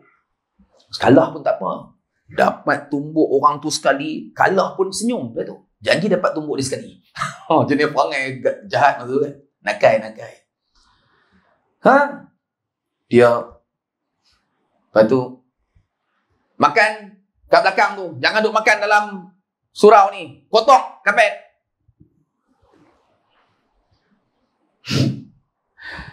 Rupanya pengurusi tu, surau diri Jumaat. Rupanya pengurusi tu ustaz. Ustaz tu pula rupanya kenal. Saya tak kenal lah dia. Kita biasa masuk TV, orang kenal ya. Jadi ustaz tu dia terkejut Malam tu dia main-main tarawih, tengok muka saya. Masya Allah, Ustaz sekali dengan jemaah ni. Ya, saya keluar dengan jemaah ni. Masya Allah Ustaz, terima kasih datang. Bukan setakat tu, dah lah hari tu hari minggu pertama Ramadan masa tu. Dia pergi dekat depan lepas Isyak tu. Dia umum. Assalamualaikum warahmatullahi. Alhamdulillah, kita masjid surau kita didatangi oleh seorang penceramah. Masya Allah, saya selalu follow dia ceramah dia. Jadi kita minta lah, lepas habis tarawih 4 rakaat, minta Ustaz Muhammad James bagi tazkirah malam ni. Saya kata punggah dah pengurusi ni kan. Tok Siak yang cengeng kami tu duduk soh depan sekali. Muka dah pucat resi lah. Pasal dia buat cengeng kami siang tu kan. Habis daripada tarawih 4, saya pun ke depan bagi tazkirah. Tok Siak tu tengok muka saya, bukan takat muka pucat, gigi pun kuning. Bayangkan. Jadi saya tazkirah, saya kata, tuan-tuan, kami ni ada 13 orang jemaah ni. Tak, kami masa tu 16 orang jemaah ni. Sebenarnya kami tak ramai, tapi kami ada 11 orang masa tu, tapi oleh 6 tu ada jemaah Rohia. Kami 10 orang, 6 tu jemaah Rohia, jadi 16 orang. Jadi kami ni datang nak belajar dakwah, nak ajak ahli karya ni imarahkan surau ni. Jadi kalau kami kotorkan kapet, kami janji kami cuci. Kan tadi dia siang tu dia marah kan.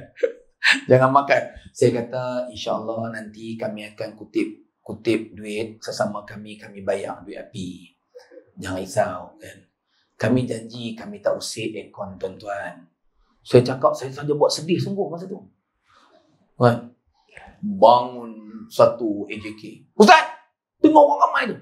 Ada siapa yang cakap apa-apa ke Ustaz? Saya cakap kami. Tunjuk siapa dia. Agak-agak Tok Siak tu.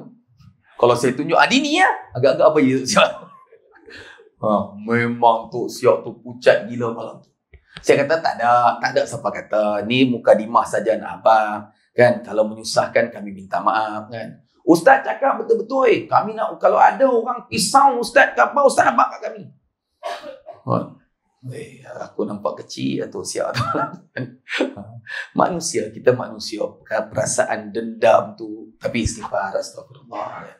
Aku mari ni nak dakwah kan, tapi geram juga kan. Lepas tu nekat tu, habis tarawih lagi, aku nak pergi jumpa Tok Siak tu. Dengar nasib baik kalau aku tunjuk tadi jadi perangai aku ajar kan. Tapi tak sampai hati nak buat. Tapi itulah. Dan pernah saya nak masuk masjid yang masa di Kuching, Sarawak tu lagi lah. Yang dengan saya tu dekat 7-8 orang yang baru bertaubat. Yang 15 Syaban mereka keluar dengan kami 40 hari tu. Itulah kali pertama mereka semayang. Bayangkan. Dia selalu tertib jemaah tabligh ni sebelum 40 hari keluar 3 hari. Tapi mereka ni tak keluar 3 hari. Terus 40 hari. Itulah kali pertama mereka semayang. Masa mereka keluar dengan saya hari pertama tu, baru saya tahu wuduk pun tak reti. Pergi dekat tempat baik wuduk, ajar wuduk sorang-sorang. Macam itulah hari-hari. Ajak semayang. Masuk satu Ramadan, rupanya dia kata, Ustaz, kami ni kaki zina, kami ni mabuk minum arak, hidup kami masa hari tu ni memang sangat jahat, Ustaz. Seorang tu baru keluar penjara 2 tahun. Atau ada yang 2-3 orang lagi dengan tatunya, dengan apa. Ustaz, ajaklah kami betul-betul 40 hari ni Ustaz. Kami bukan nak dakwah orang, kami nak perbaiki diri kami. Ni Ustaz, satu Ramadan ni lah first time kami puasa sepanjang hayat kami. Umur dah 40-an. Ada yang umur dah 30-an. First time puasa. Tengok kita tutup lampu bila di mana masjid surau kami iktikaf, tengah malam tutup lampu ni. Lagi dengar menangis dalam gelap seorang, dengar lagi seorang duduk penjuru ni duk teriak. Allahu Akbar. Jangan ingat jemaah tabligh yang keluar tu semua dah pandai tak. Lepas tu dia heran, apalah jemaah tabligh ni orang buat kuliah maghrib dia pergi hisap rokok kat luar. Dia tak tahu yang hisap rokok kat luar yang kami kutip petang tadi. Hak tengah hidup geram. Lepas tu dia tak ada baju elok, kami bagi baju kurta kami bagi jubah kami bagi kopiah kami. Dia main, Kami pergi ambil budak tu petang tadi, melepak tepi tembok dengan pinggang tu ada lagi, hampa tahu tak? Kita ingat apa? Oh, dengan mereka bila kita bagi pakai jubah, automatik bertukar jadi macam pengurusi. Dia bukan magic. Betul tak? Tapi sangka buruk kita ni banyak sangat. Mereka ni bila bayangkan pada malam yang kami tak dibenarkan masuk ke satu masjid. Pengurusi buat alasan takut penuh tak muat. Kepala otak hang tak muat. Masjid dia pun memang tak penuh. Kerana kami 13 orang tak muat. Tergamak dia kata kami 13 orang tak boleh iktikaf takut masjid tu tak muat. Padahal kami tengok tarawih malam tu separuh masjid je pun. Tak bagi masuk. Nak letak barang pun tak boleh. Hampa nak semayang pun hampa keluar. Angkat beg semua keluar.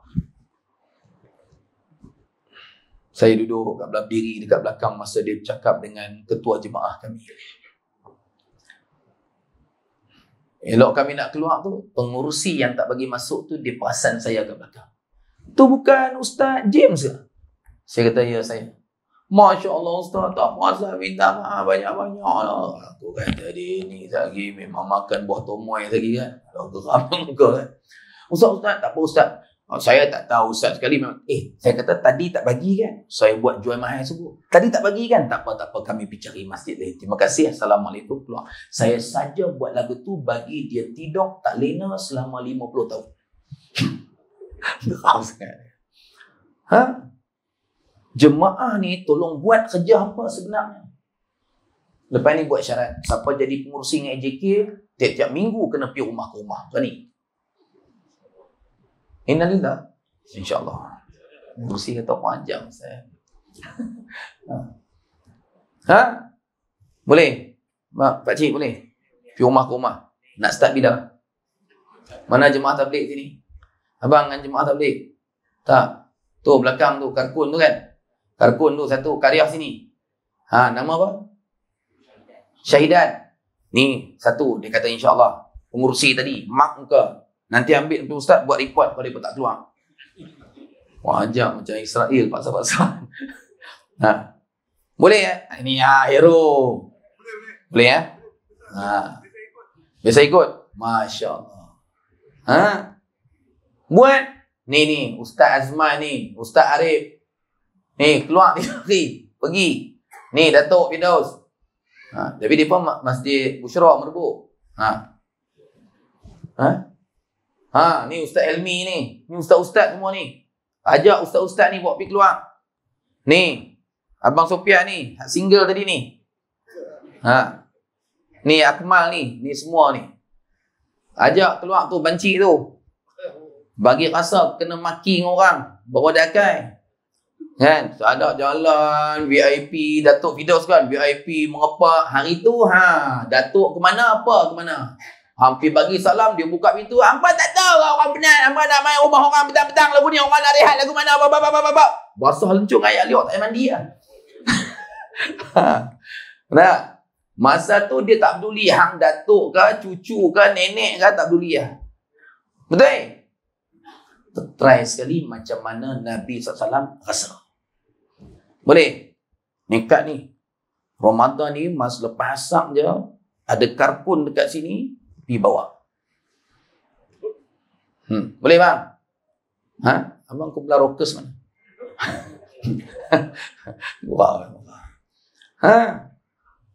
Sembang kari bang boleh Kau ustaz sini. Bukan? Tok Siap. Masya Allah. Ni bukan Tok Siap cengih tu kan?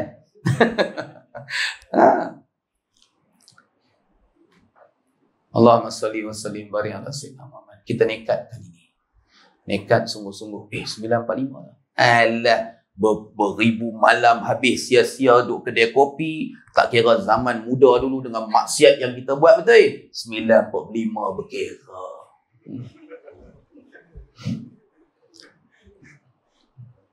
Logik kan? Malam ni kalau kita sampai pukul 10 pun tak boleh tebus yang ribuan malam yang kita habiskan, yang kita sia-siakan di masa jahil kita dulu, betul? Ni yang nak cepat malam ini, habis lagi ni, dia bukan balik rumah pun, jangan bohong. Tengok jam tak berhenti. Apa? Ustaz nak berhenti. Saja angkat tangan tinggi-tinggi.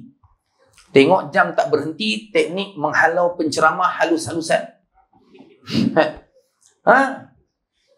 Nah, tapi dia tak balik kursi kan. Kalau berhenti pukul 10 pun dia pun balik rumah. Sagi pergi ngopi dulu, betul tak?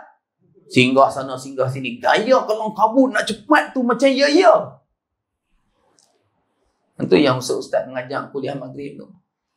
Ada masjid buat pengajar. Ustaz tu baru lagi 5 minit nak azan. Daripada jauh Tok Bilal. Pengajar Tok Bilal. Tak ada adab langsung untuk ilmu. Boleh buat lagu tu kat ustaz. Kalau saya baling kota yang anak atromen saja.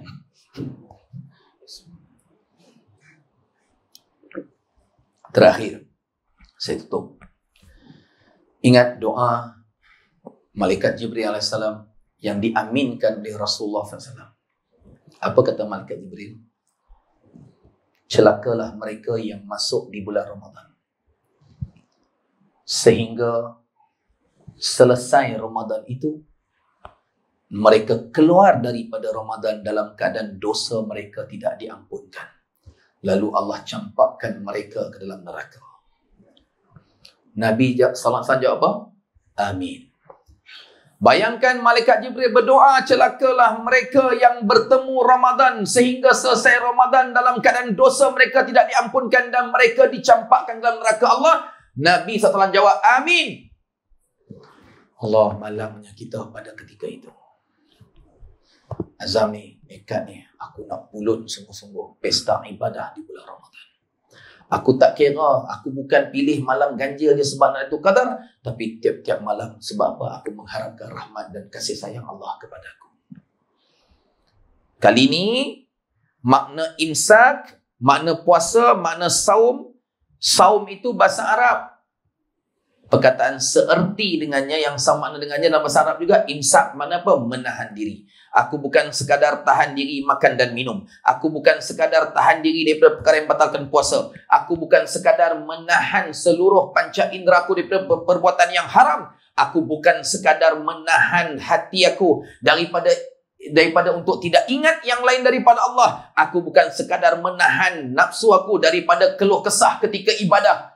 Dengan perasaan malas aku. Aku bukan sekadar menahan nafsu aku dengan keluh kesah ketika kena bala, kena musibah. Bahkan aku akan tahan seluruh musyahadah aku, pandangan makrifah aku untuk tidak melihat lain daripada Allah Subhanahu wa taala. Ni kita azam ni puasa kali ni insya-Allah. Boleh? Azam sungguh-sungguh, mudah-mudahan Allah merahmati kita. Ihya Ramadan, kita bangunkan Ramadan. Hadis sahih Bukhari dan Muslim, Nabi SAW bersabda, Man soma Ramadana, barang siapa yang berpuasa di bulan Ramadan, imanan, dengan penuh keimanan, wahtisaban, dengan penuh keikhlasan serta penyerahan diri total kepada Allah, ghufira lahu ma taqaddama min zambi, akan diampunkan dosa-dosanya, dosa-dosanya yang terdahulu dan juga yang lagi akan datang. Allah ampunkan dosa-dosa dia. Azam kali ini kita sungguh-sungguh. Kita nak menjadi hamba Allah yang boleh menangis tiap-tiap malam. Malam ni kena pujuk hati malam ni aku nak menangis, merayu kepada Allah, bagilah aku sempat bertemu malam 1 Ramadan. Kita doa, Allahumma balighna Ramadan. Imam doakan, Allahumma balighna Ramadan. Ya Allah, sampaikan kami Ramadan. Ya Allah, bagi sampai sungguh. Ya Allah, malam ni aku menangis, aku merayu dekat Allah, bagilah sampai. Dapat bertemu malam 1 Ramadan pun jadilah. Maka pada siang 1 Ramadan tu, kalau Allah nak matikan aku pasrah, aku redha. Tapi aku nak harap sangat-sangat, bagilah aku bertemu malam 1 Ramadan. Sahabat-sahabat Allah alaihim ajma'in, bila akhir-akhir Ramadan menangis jumpa Rasulullah SAW, ya Rasulullah SAW, mintalah kepada Allah supaya sepanjang tahun ini Ramadan. Sedihnya dan mereka nak Ramadan, nak meninggalkan mereka. Lazatnya ketika berada di bulan Ramadan, ya Allah, Ni bulan yang penuh dengan pengampunan. Dosa zina hari itu ni, masa zaman jahil hari itu, duk sentuh perempuan, duk sentuh lelaki yang belum dihalalkan kepada kami. Dosa masa duk buka aurat, duk free hair, rambut duk rambut mengembang macam pontianak harum sambal belacan tu, macam hantu Kak Limah tu, duk tak tahu ni sampai malam ni Allah dah ampun belum dosa kita ni. Tak tahu ni. Had zina hari tu ni, yang duk judi beli nombor ekor, yang minum araknya, yang solat beribu waktu, yang sampai malam ni duduk depan ustaz ni, malam ni yang belum habis qada solat lagi. Betul? Berapa ribu waktu yang kita belum habis qada solat lagi. Sampai malam ni berapa ratus hari Ramadan yang kita belum selesai qada, yang puasa kita tinggal masa zaman muda, zaman jahil itu. Sampai malam ni tak tahu Allah dah ampun belum dosa kita. Itu tak kira lagi dosa putus silaturahim sebab berbeza parti politik, dosa putus silaturahim maki hamun alim ulama yang tidak separti dengan kita, dosa memburukkan akhlak kita dalam apa saja kerja yang kita buat. Allahu Akbar. Agak-agak Tuhan sempat tak ampun dosa kita. Bukan Tuhan sempat tu sebab dia sempat tak sempat. Tuhan sempat tak nak ampun dosa kita dengan kelakuan kita hari ini. Betul? Azam sungguh-sungguh, ayah ibu yang mulia. Aku nak menangis sungguh-sungguh malam ni. Bangun malam ni, ya Allah, pilihlah mata hamba-Mu ini, mata yang boleh menangis, yang boleh menghilangkan ego sombong hamba-Mu ini, yang menangis dengan sebab taubat hamba-Mu ini malam ni. Merayu sungguh-sungguh dekat Allah, bagilah aku bertemu dengan Ramadan ni, ya Allah. Aku janji kali ini, this Ramadan is the best Ramadan I have ever forever. Selama-lamanya lah Ramadan ni, aku akan jadikan Ramadan terbaik untuk aku. Azam sungguh-sungguh ni, insyaAllah. Aku nak belajar Quran sungguh-sungguh dalam rumah aku. Mulai malam ni, aku nak ajak anak bini aku, cucu-cucu aku, semuanya boleh hidupkan Ramadan. Dalam rumah kami ada tadarus Al-Quran, dalam rumah kami ada tazkirah, dalam rumah kami ada bacaan taklim, dalam rumah kami ada majlis ilmu. Kami nak hidupkan segala amalan dalam masjid, pindah ke rumah kami. Azam sungguh-sungguh. Ya. Jangan lupa doa Allah bagi hidayah kepada Ustaz Muhammad James. Allah ampunkan dosa Ustaz Muhammad James. Hujung rambut sampai hujung kaki yang nama Muhammad James Bever ni penuh dengan timbunan dosa. Jadi sebelum terlupa, saya bukan masuk Islam. Ini soalan favourite orang tanya lepas ceramah selalu. Saya lahir beranak-beranak Islam. Yang masuk Islam tu pak aku. Bapa saya Jerman, mak saya India Muslim, mama memang nenek moyang Islam.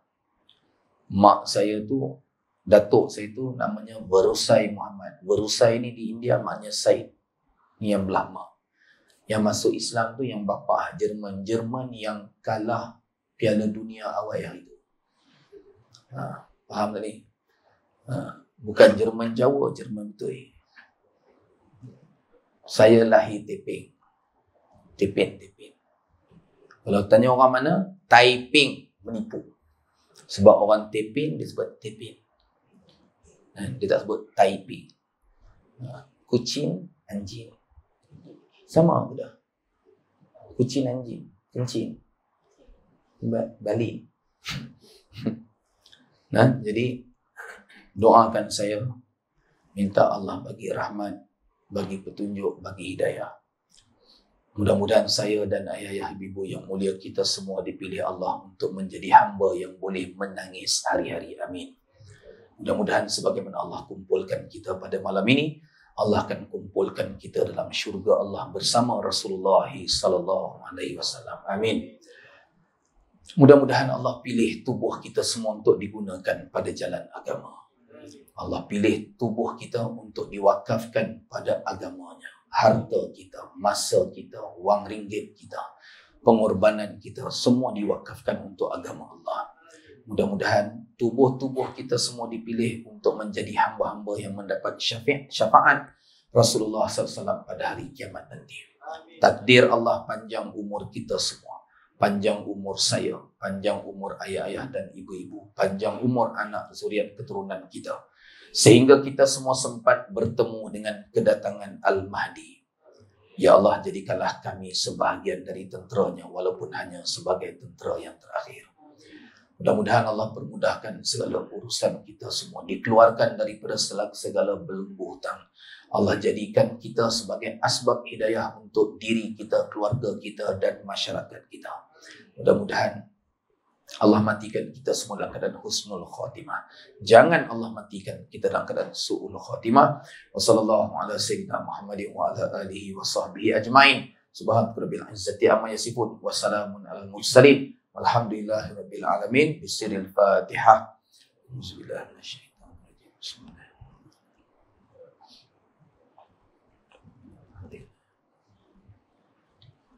إياك نعبد وإياك نستعين الصراط المستقيم صراط الذين أنعمت عليهم. تقبل الله منكم منا ومنكم تقبل يا كريم. Ayah ibu yang mulia, sebelum saya bangun dari kursi ini, saya ada buat infak daging mentah untuk madrasah seluruh Malaysia. Maksudnya begini, saya buka siapa yang nak infak daging sekilo RM35, saya ada sediakan QR dekat atas meja tu dengan tabung tong biru tu. Siapa yang nak scan yang tadi sekilo RM35, bila dah cukup kilo nanti, saya akan sembelih lembu tersebut. Saya dah sembelih 26 ekor lembu daripada bulan 10, hujung bulan 10, 11, 12, 1, 2. Ni dah 4 bulan. 4 bulan ni kami dah sembelih 26 ekor lembu dan kami dah hantar daging dan tulang lembu ke 35 madrasah. Daripada Johor sampai ke Kedah. Jadi untuk meringankan beban kos makan anak-anak madrasah, saya usaha buat infak daging mentah ni. Sekurang-kurangnya madrasah saya di Johor dan di Perak, madrasah tanpa yuran. Madrasah saya 2, Johor dan Perak tak ada yuran. Saya banyak ambil anak yatim dengan pelajar miskin. Ni bulan Syawal, bulan 4 ni, 8 orang akan berangkat ke Tarim Yaman. Pun saya tanggung insya-Allah dengan izin Allah sampai anak-anak tu habis belajar. Untuk anak-anak ke Tarim Yaman ni bulan 9 hari bulan 4 yang kami perlukan kos 200,000 untuk 8 orang. Setakat semalam yang terkumpul 101,000. Setakat semalam. Kami perlukan 200,000. Setakat semalam terkumpul 101,000. Jadi anggaran kami 25,000 untuk seorang anak yang bermula, yang untuk dia mahal tu untuk tahun pertama saja.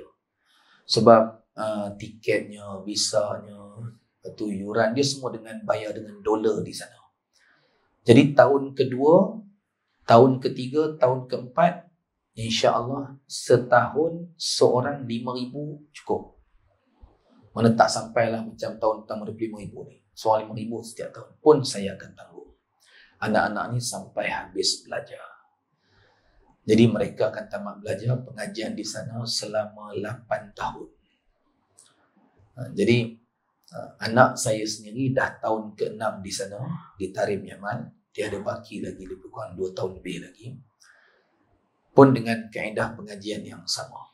Jadi saya buat infak daging mentah ni, maknanya madrasah saya yang tak ada duit tu pun dapat duit. Bila orang masuk infak kami pasal lembu-lembu kandang kami, Dan kami dapat duit, madrasah lain dapat daging. Saya bagi daging pula dengan kadar ikut saiz peti ais madrasah masing-masing. Ada madrasah yang dia bagi tahu saya peti ais dia muat 10 kilo je, saya hantar 10 kilo. Ada madrasah yang bagi tahu saya peti ais dia muat 80 kilo. Hari itu PU Said atau PU Said. Dia madrasah dia muat 80 kilo, kami hantar 80 kilo. Ada madrasah di Kulim bagi tahu peti ais kami muat untuk 2 ekor lembu, kami hantar 2 ekor. Yang kami dah siap sembelih lapah cincang, tulang pun kami dah potong kecil siap dihantar. Kami tak menyusahkan madrasah. Mana pergi hantar, dia pun nak kena bersiang pula, tak payah. Saya hantar yang dah siap bersiang. Ada madrasah yang kata, Ustaz, peti air kami muat 150 kilo, kami pergi hantar 150 kilo. Jadi yang madrasah kami dah hantar, daripada Johor sampai ke Kedah, termasuk Penang, dah 35 madrasah, dengan 26 ekor lembu kami dah tumbang. Ni dah dekat hampir sebulan saya tak tumbang lembu langsung. Sebab infak tak cukup. Jadi bila hari itu ni, ada madrasah yang minta, Ustaz, kami nak sangat daging. Yang 26 ekor tu, lembu ke-25 dengan lembu ke-26 saya dah sembelih dan dah hantar ke madrasah lain. Tapi infaknya masih kosong. Infaknya masih kosong. Mujurlah toki lembu, supply pembekal lembu, kata tak apalah Ustaz, dapat duit infak nanti baru bayar. Tapi oleh sebab lepas tu saya stop lah. Saya tak berani nak sembelih lembu lagi selagi mana tak selesaikan yang 2 ekor. Jadi kami masih buka. Saya sebut sekilo RM35 bukanlah saya nak menghina orang singkat darat ni. Sebab saya tahu orang singkat darat ni dia tak main sekilo.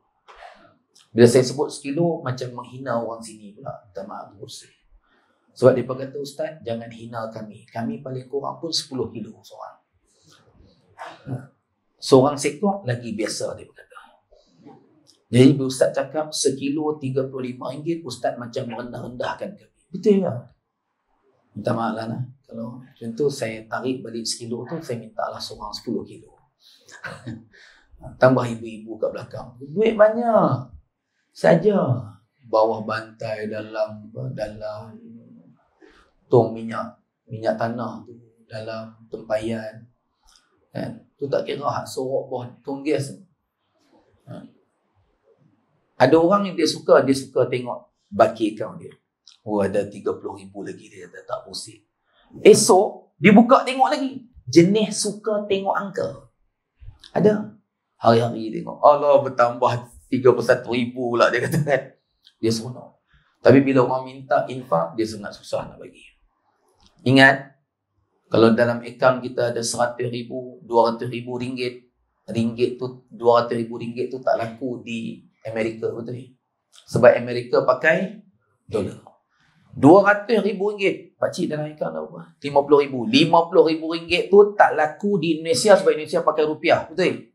Dan RM50,000 dalam akaun kita tak laku di akhirat sebab mata wang akhirat namanya pahala. Jadi tukarlah mata wang ringgit kepada pahala dengan infak yang kita buat, insyaAllah. Jadi itu sahaja. Terima kasih atas perhatian. Assalamualaikum warahmatullahi wabarakatuh.